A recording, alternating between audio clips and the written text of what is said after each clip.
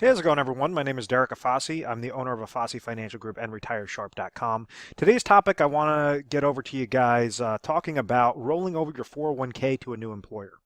So this is the individual that's been contributing to a 401k, qualified employer-sponsored retirement plan, and they are now either severed employment or they have a new company that took over that existing company, and they're trying to figure out, does it make sense for me to take my old 401k and roll that over into the new plan, that new employer? And the very basic components of this video is I want to explain to you the benefits of just taking the old 401k and why it's more advantageous to roll that over into a specifically designed IRA contract so that you could correlate that to either a growth goal, an income goal, a safety goal that typically works a lot better than your 5 to 20 different funds that you might have with your new employer 401k plan. So to take a step back, the things we understand about the 401k is it's set up through a private institution and it's a qualified retirement plan, meaning that this is going to be known as a pre-tax retirement plan. So an individual is working for a company and they're making dollars from this company. They're paying them.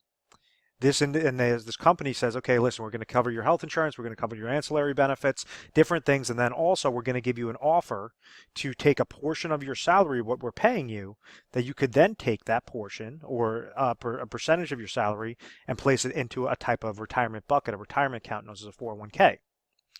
So if this individual goes and makes $100,000 and they say, I want to place 10% of my salary, which is 10 grand, into this bucket, because it's pre-tax, they're taking their $100,000. They're getting a tax deduction off of the $10,000 that they contributed. So now you have $10,000 that's going into this bucket.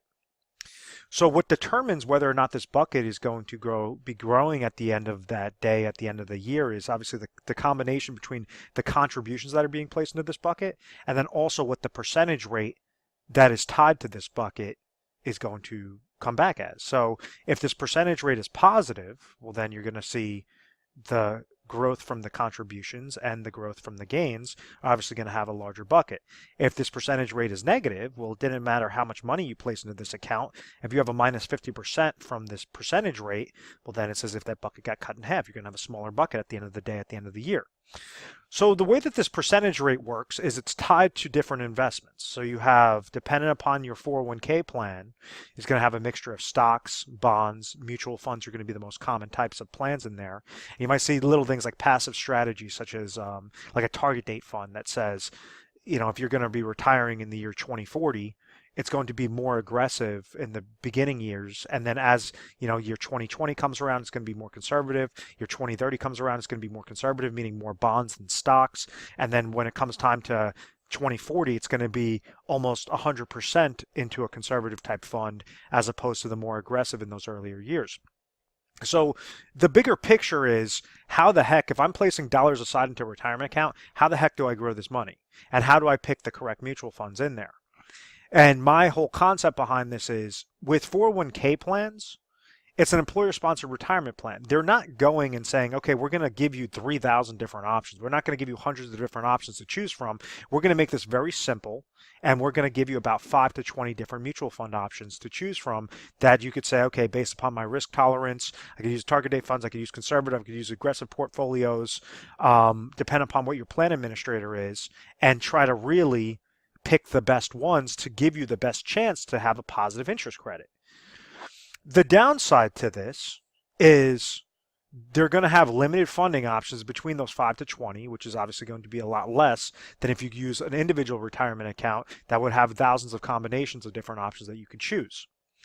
The other downside is you have a combination of 401k related fees, and if you're placing your dollars in the mutual funds, you're going to have those mutual fund related fees associated with that 401k. So when I'm saying fees, you have to think of this like a hole in the bottom of your bucket.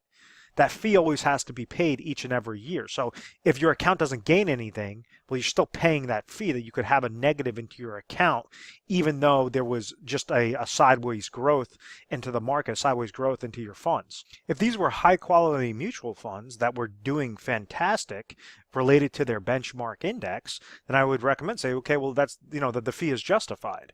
But what typically happens with these 401k plans is you have 5 to 20 different funding options, and then on top of it, excuse my language, you have shitty mutual funds that are in those 401k accounts. So when somebody, and let me clear off the screen real quick. So the mistake that's made is an individual was accumulating their dollars into a 401k account with a company, with let's call it company A. They severed employment, they left, and now they went over to company B, and they say, oh, well, I still have a 401k account that's sitting there. So what I'm just going to do is take my 401k monies and roll it over or transfer it into the new 401k plan. Well, all you did was you just subjected yourself to those same 401k related fees and those crappier mutual funds to choose from with the new plan. They might be a little bit better than company A, but ultimately it's still going to be those limited funding options and crappy mutual funds or crappy funding options that are available to you. So the whole concept and the whole point of this video is saying, well, you could take what this 401k account is, what this existing 401k account is, and because you severed employment, this now makes you eligible to roll over into a specifically designed traditional IRA account. So depending upon where you are currently, like if you're in your 30s, you may want to set this up more on a growth strategy of saying, okay, I want actively managed funds to place my IRA into, rather than placing it into just limited 5 to 20 different funds that I'm going to have over in this 401k. I want to have thousands of different combinations that correlate specifically to what my risk tolerance is, and make sure that they're really good quality, so that if I'm paying any sort of fee towards this new traditional IRA, that fee is justified because historically it's shown to do really well. It's actively managed. I have an advisor that's basically looking over it as well. So when you roll it over into the new 401k, you're basically just subject to that new plan, to those limited options. When you roll it over to traditional IRA, you can make it more specific, and you have thousands of different combinations. So it's just more eggs, thousands of eggs to choose from, as opposed to 15 to 20 different funds to choose, different eggs to choose from. So that's the most simplistic version of why it makes more sense to roll it over into a traditional IRA as opposed to the new 401k. Now, one of the first rebuttals is saying, oh, well, if I move my 401k, I'm going to get penalized for doing so. And no, that's the whole reason why you're doing a rollover, is it's a qualified retirement account with this 401k, and you're rolling it over. You're just changing the name from a 401k into a traditional IRA. So this is the traditional IRA is another qualified retirement account. So it's not showing as if you took your 401k monies and threw it into your checking account. That's when you're going to get penalized. That's when you're going to get taxed on it, because you're taking it from one chassis, from one bucket, and you're rolling it over into a similar bucket. That's what's going to prevent that taxation, that penalty. So that's why it makes sense to do that rollover. When you do the transfer, all you're doing is a 401k to a 401k transfer. It's going like to like. And when you do the rollover, it's going like to like, qualified to qualified. So I hope that all of that makes sense. So then you have the second rebuttal out there, and it says, well, what about my match? And one of the key benefits of a 401k plan is the dollar that you're placing aside into that bucket. When you're taking a portion of your salary and you say, okay, I'm working for this company, one of the incentives for the company for you to place your dollars into their 401k plan is to provide you a match, to keep you at this company. So sometimes, as like an example, let's say if somebody is making $100,000 with company A and company B wants to bring them over and they're now making $102,000, company A could say, oh, we're giving you $100,000 and then we're also giving you a 6% match on your 401k. So therefore, you understand that you're getting free money towards your retirement, and this is an incentive for the company to keep you there. So when you have your old 401k, let's say the same example, this person is going and they have $100,000 and they have, we're just going to call it for easy math, a 5% match. What this says is anything up to that 5% is going to get placed into that bucket, and now you're going to have both of those contributions that are going to try to grow this bucket larger and larger. So in this example, if this person put in $10,000 and they made $100,000, they would have put in $10,000. The company would have matched what? 5%. Which is $5,000. Now you have $15,000 that's working in that bucket. If this person placed in $5,000, well, that's the match. The company's going to place in what? $5,000. So it's the match up to that specific limit. If this let's say this person puts in $3,000. Well, that's only 3%. So therefore, they put in $3,000. The company's only going to match them $3,000. They're not going to get the full five because they didn't put in the full five. So understand that this is all free money that's now going into the funds, now going into those types of accounts, and it's an incentive to keep the good employees over at that specific company and to prevent them from going over to other companies. Sometimes you have a vesting schedule, you have all these different things with the 401k. So one of the other rebuttals from taking the 401k and rolling that over into an IRA is that individual thinks, oh, well, if I just transfer that over to the new 401k, I'm just going to be having that much more match money. And that's incorrect, because let's say if you had $100,000 in your old 401k and you were getting a 5% match, and now your new company is giving you a 5% match, right? It doesn't matter if you take this full account value and then you roll it over to the new company, because you're not getting a match on your overall account. You're only getting a match on what you're contributing. So if you go and you take this $100,000, you roll it over into a specifically designed IRA contract, now you have more eggs in your basket, you have a higher growth potential, you have lower, potentially lower cost of fees. If you're setting up that contract the right way, you could have a safety play, you could utilize like a whole slew of different options available, as opposed to the 5 to 20 different new 401k related options with that new plan. So if you go and you take $100,000 and you're placing it into the new employer, well, now your bucket's sitting at $100,000. Your 5% is going in there, $5,000. They're going to match you $5,000. Well, $10,000 is going into the bucket. If you took this old 401k, put it into the new IRA, and you just started off the new 401k plan, well, you would have put in $5,000 into your bucket, and $5,000 is now going into your bucket. So it's still going to be $10,000. It's just now you're starting off from zero and you're preserving those old monies in a more efficient manner. So I hope that makes sense. It's not like you're getting, when you get a match on your 401k, it's not on the overall account value, it is only on your contribution. So I hope that makes sense. Now, the reason why that's beneficial, when you go and you leave your company, you're starting with the new company, now it allows you to leverage your 401k and roll it over to an IRA.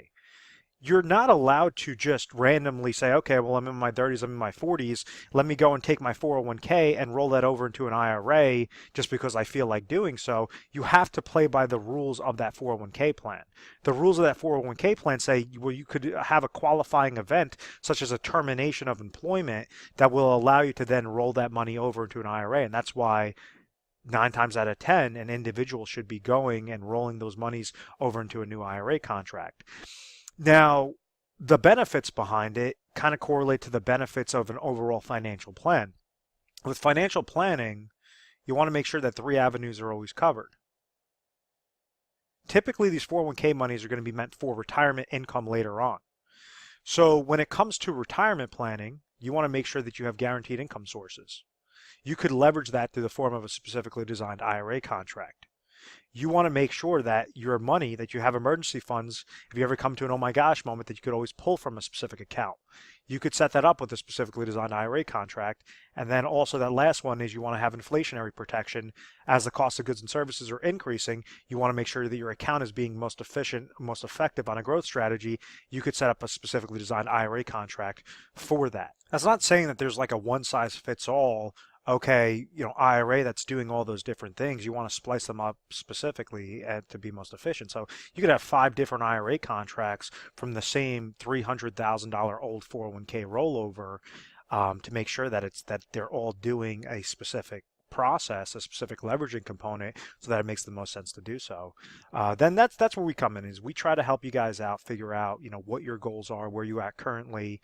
If you're in your 30s, there's going to be an entirely different plan than if you're in your 50s. If you're in your 60s, it's going to be an entirely different plan than if you're in your 40s. So it all is going to correlate to the area that you're in currently, what you want to do in retirement. Is that to just do an inheritance maximization? Is that to try to do max income planning, to try to just grow your account on an effective basis and just pull off the interest each and every year? There's a whole slew of different things, but you have to look at the 30,000 foot view, and this is what we try to do, is explain that 30,000 foot view to you. Say, this is your overall plan. This is where you currently are at point A. This is where you want to get to at point B.